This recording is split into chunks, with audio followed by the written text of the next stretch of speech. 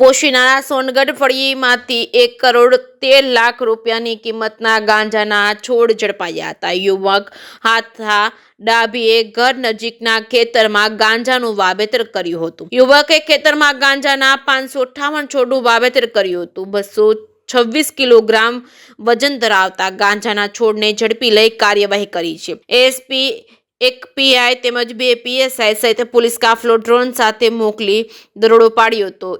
1.23 કરોડ રૂપિયાની કિંમતના ગાંજાના જથ્થા સાથે આરોપી યુવકની ધરપકડ કરાઈ છે. જેકે સિંહ ગુજરાતી સાથે અશોક નાઈ, સાબરકાંઠા.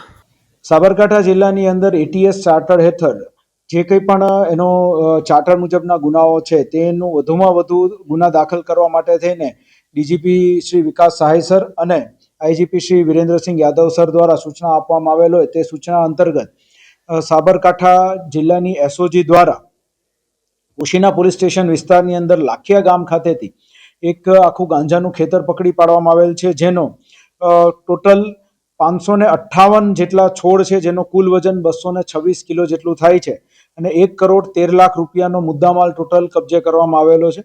આ જે આખે ગાંજાનું ખેતરનું જેણે વાવેતર કરેલું હતું તે હામથાભાઈ ધર્માભાઈ ડાભી છે, જે આ લાખિયા ગામના રહેવાસી છે અને તેના દ્વારા આ ગાંજાના છોડ જે છે એને પછી સૂકવીને આગળ પ્રોસેસ કરી અન્ય લોકોને વેચવાનું આખું આ ગુનાહિત એક આખું કૌભાંડ કરવામાં આવેલું છે.